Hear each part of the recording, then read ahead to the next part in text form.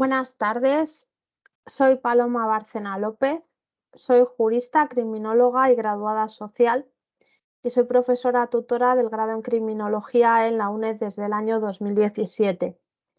En primer lugar, quiero dar las gracias a los organizadores de este primer Congreso Internacional Infancia, Adolescencia y Juventud, Inclusión Socioeducativa, Participación, Autonomía, Buen Trato y Bienestar en el escenario pospandémico. Vengo a presentarles una comunicación titulada La utilización de menores de 18 años en el delito de tráfico de drogas, una propuesta de política criminal. Vamos a ver una introducción, porque tengo lógicamente que ponerles en antecedentes. Vamos a ver la metodología utilizada, los resultados, la propuesta de política criminal y las conclusiones. En primer lugar, deben saber que el Código Penal español regula las distintas formas de autoría en el artículo 28. En este caso vamos a ver una forma de autoría que es lo que se conoce como autoría mediata.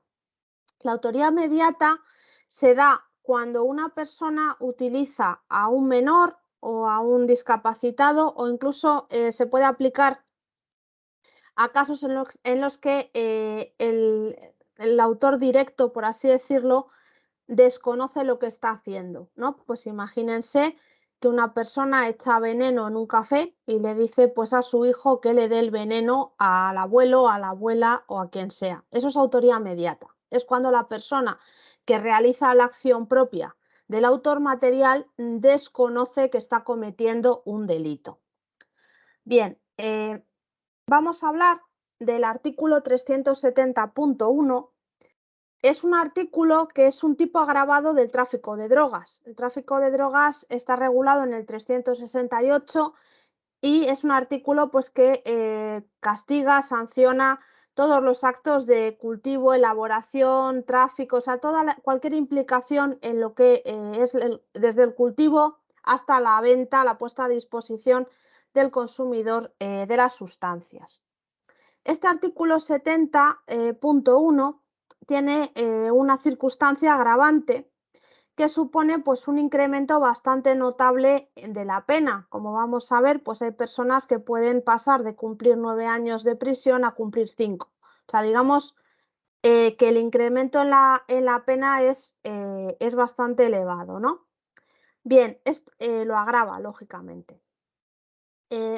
Se habla de utilizar a menores o a disminuidos psíquicos para cometer el delito de tráfico de drogas. Este artículo es muy importante porque en el caso de que el juzgado decida, como ya hemos visto en esta investigación, no aplicar este agravante, el menor pasaría de ser una persona utilizada y no responsable a ser juzgado por la jurisdicción de menores como autor de un delito de tráfico de drogas.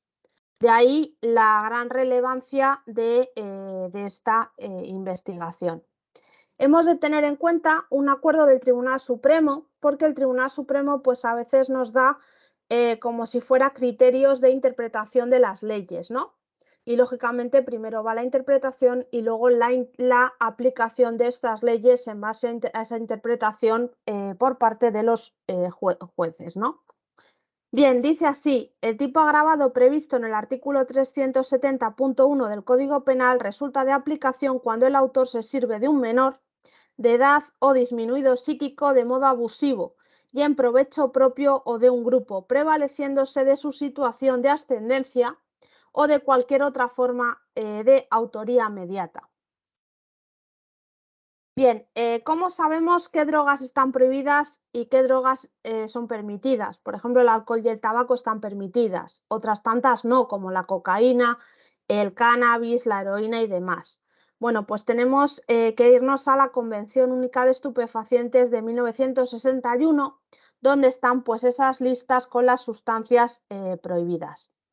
En cuanto a la metodología, hemos realizado un análisis de 20 sentencias, unas son del Tribunal Supremo, otras de audiencias provinciales. El problema que existe en este caso es que la jurisprudencia es muy escasa.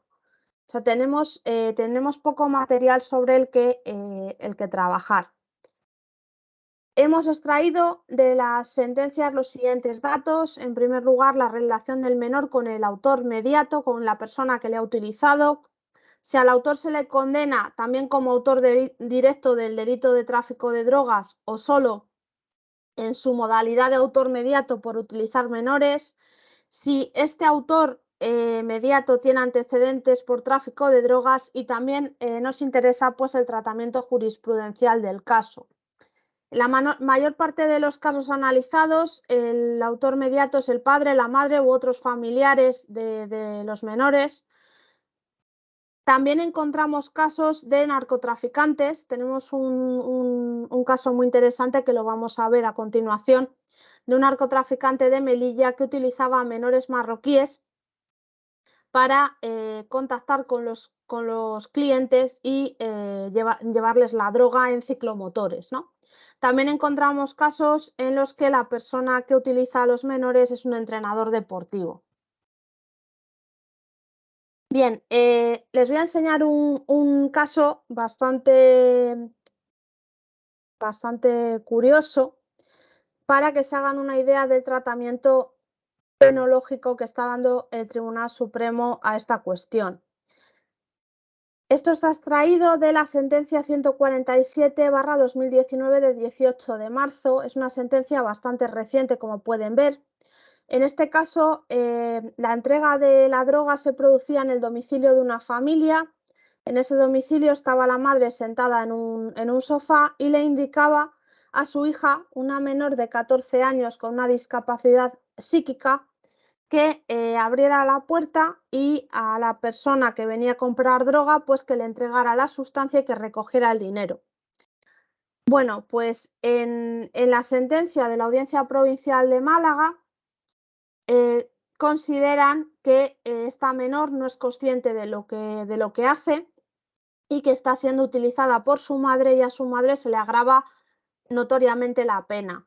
Cuando llega al Tribunal Supremo, el Tribunal Supremo reduce la condena de la madre y considera que la menor sabe perfectamente lo que está haciendo y que participa voluntariamente en el delito de tráfico de drogas.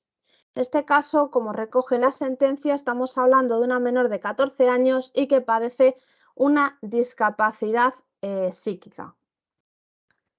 El otro caso es el que antes les he mencionado, un narcotraficante que utiliza menores marroquíes para traficar con droga. Son los menores los que realizan en su mayor parte las operaciones de tráfico.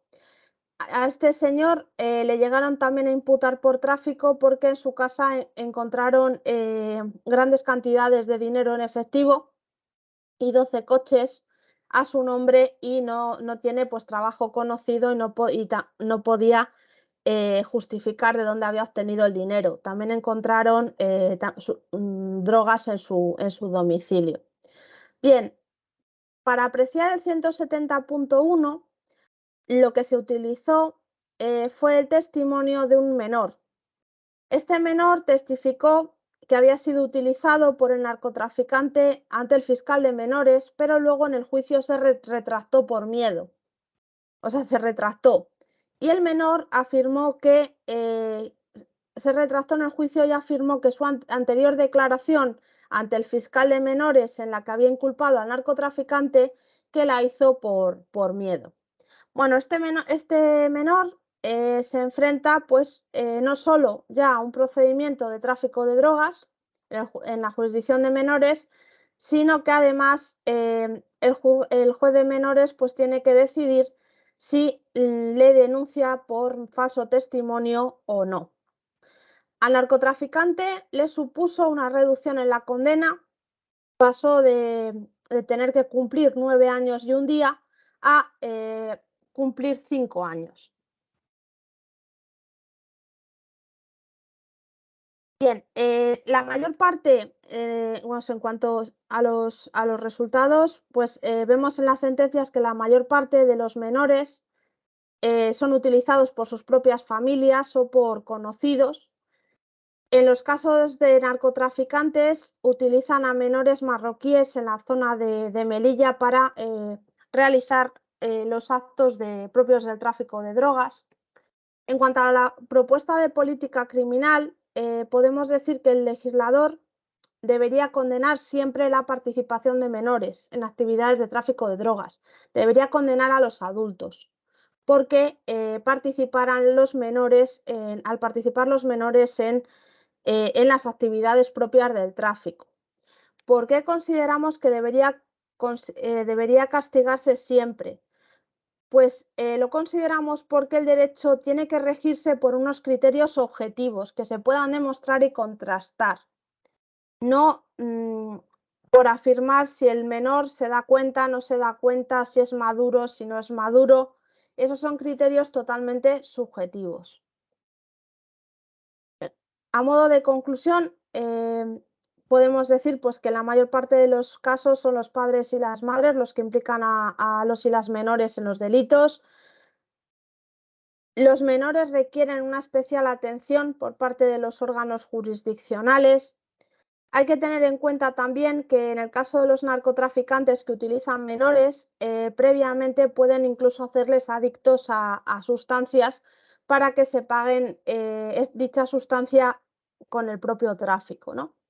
Y por último, pues como hemos mencionado, consideramos que el artículo 170.1 debe ser modificado y debe castigarse a los adultos, especialmente debe agravarse su condena cuando hayan integrado a menores en la organización, independientemente de si estos menores son conscientes o no de lo que están haciendo. Muchas gracias. Aquí les facilito mi cuenta de Twitter y mi correo de la universidad. Muchas gracias por su atención.